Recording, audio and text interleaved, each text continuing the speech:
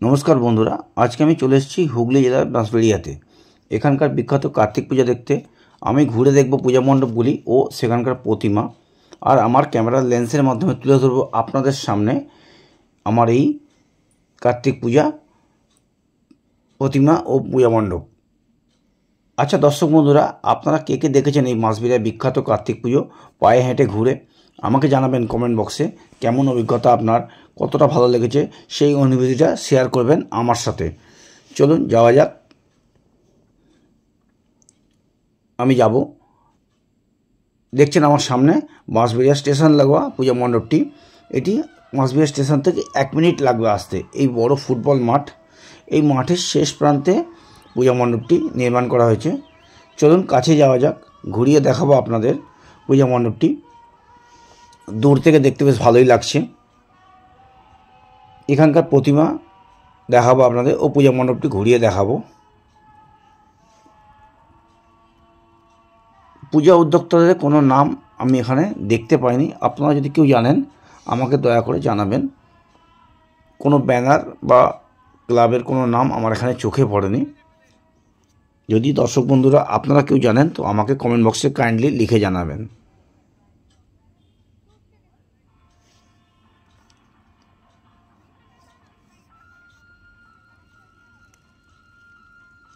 আপনাদের দেখাচ্ছি বাঁশবেড়িয়া স্টেশন লাগোয়া যে ফুটবল মাঠটি রয়েছে সেই মাঠে শেষ প্রান্তে পূজা মণ্ডপটি ঘুরিয়ে।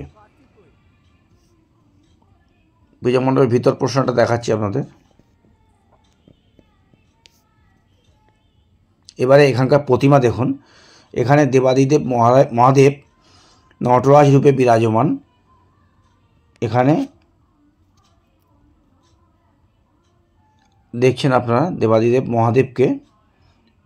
এখানে মহাদেবের মূর্তিটি পূজা করা হয়েছে। এই ছোট্ট মূর্তিটি নিচে পূজা করা হয়েছে।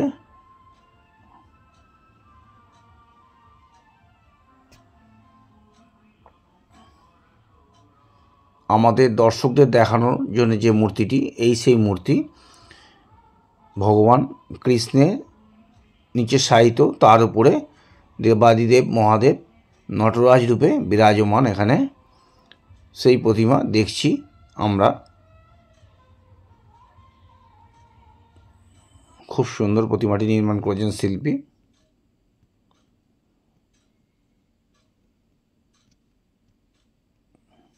এরপর আমি চলে এসেছি পরবর্তী বা দ্বিতীয় পূজা মণ্ডপে, বাঁশবেড়িয়া শেঠপল্লীর বাঘাযতীন সংঘের পূজা মণ্ডপে। এখানে থিম হচ্ছে গঙ্গা সংলগ্ন জেলেপাড়ার আদলে নির্মাণ করা হয়েছে পূজা মণ্ডপটি। গঙ্গায় মাছ ধরতে বা জেলেদের মাছ ধরতে যা যা সরঞ্জাম লাগে সেই সমস্ত কিছু সরঞ্জাম, যেমন জাল, নোঙর, নৌকা, হাঁড়ি, বেতের ঝুড়ি, ঘূর্ণি, আটল, খোঁচ, এই সমস্ত কিছু জেলেদের মাছ ধরার যা যা সরঞ্জাম সেই সমস্ত জিনিস দিয়ে পূজা মণ্ডপটি নির্মাণ করা হয়েছে বাঁশবেড়িয়া শেঠপল্লীর বাঘাযতীন সংঘের। দেখছেন সামনে মা গঙ্গার একটি মূর্তি রয়েছে। খুব সুন্দর দেখতে মূর্তিটি মা গঙ্গার। দেখাবো আপনাদের, দেখুন।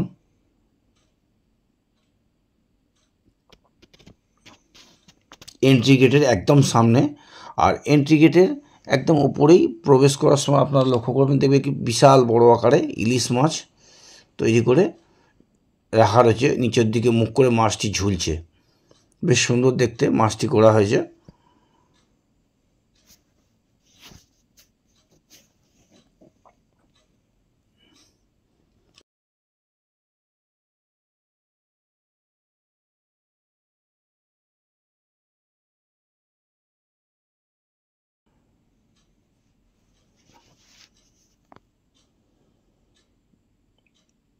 এবার দেখাবো আপনাদের এখানকার পূজিত দেবতার প্রতিমা। দেখুন নারায়ণ মূর্তি, আনকমন কালার, খুব সুন্দর মূর্তিটি। একটা জিনিস আমি লক্ষ্য করলাম, বাঁশবেড়িয়ার প্রতিমার প্রত্যেকটি প্রতিমার চোখ মুখ অসম্ভব সুন্দর।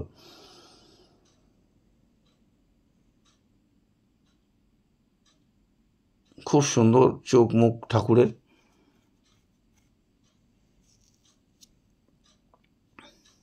আপনারা দেখছেন বাঁশবেড়িয়া সেট পল্লীর বাঘাযতীন সঙ্গের পূজা মণ্ডপ। সেই মণ্ডপে দেবতা নারায়ণের পূজা করা হয়েছে। আমি দেখাচ্ছি আপনাকে সেই নারায়ণের মূর্তি।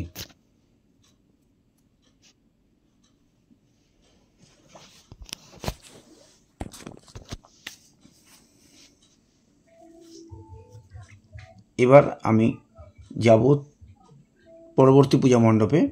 তৃতীয় পূজা মণ্ডপ চলে এসেছি আমি বাঁশবেড়িয়া বেলতলা রেনেসা ক্লাবের পূজা মণ্ডপ।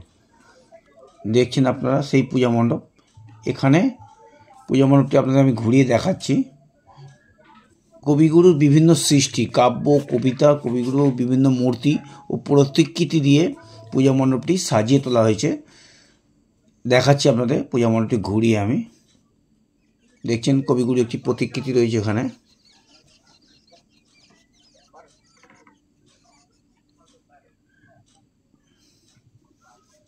বিভিন্ন কবিগুরুর ছড়া, কাব্য রচনা, কবিতা তুলে ধরা হয়েছে এখানে, এবং কবিগুরুর বিভিন্ন লুক, বিভিন্ন আঁকা ছবি, সেগুলি আমাদের সামনে তুলে ধরেছেন এখানে পূজা মণ্ডপের কর্তারা।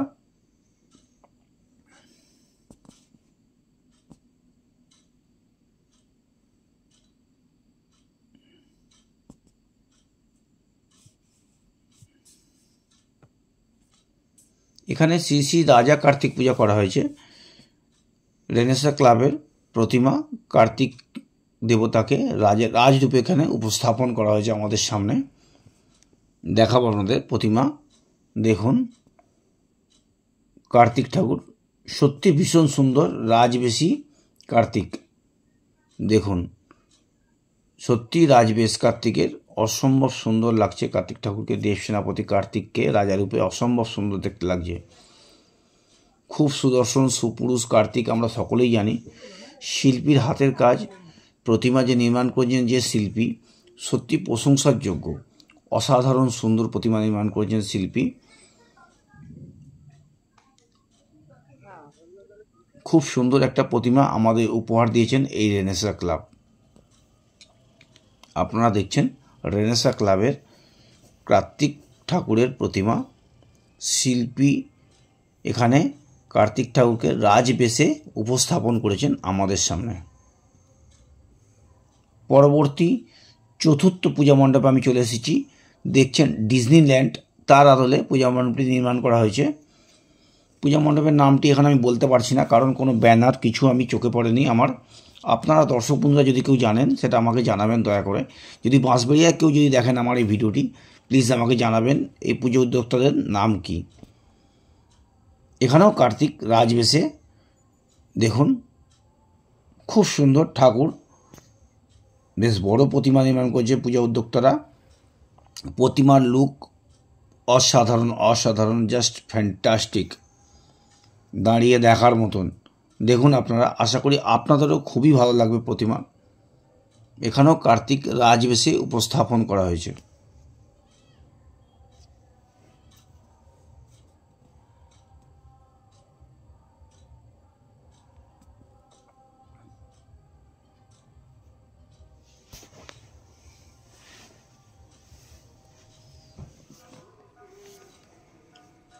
আমি দেখাচ্ছি আপনাদের ডিজনিল্যান্ড পূজা মণ্ডপের প্রতিমা।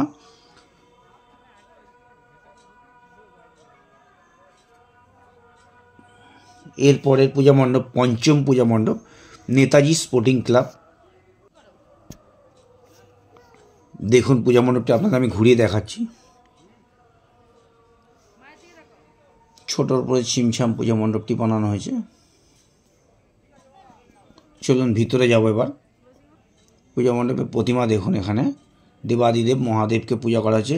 বেশ বড় দেবাদিদেব মহাদেবের মূর্তিটি। বাহ, বেশ সুন্দর লাগছে মহাদেবকে দেখতে, খুবই সুন্দর হয়েছে মহাদেবের মূর্তিটি। আর তার থেকেও যে জিনিসটা আমার চোখে পড়লো, মহাদেবের হাতে ত্রিশূলটি দেখুন, বেশ বড় পিতলের একটি ত্রিশূল। আর মহাদেবের বাহনটি দেখুন, এটিও বেশ সুন্দর, আমার খুব পছন্দের একটি প্রাণী।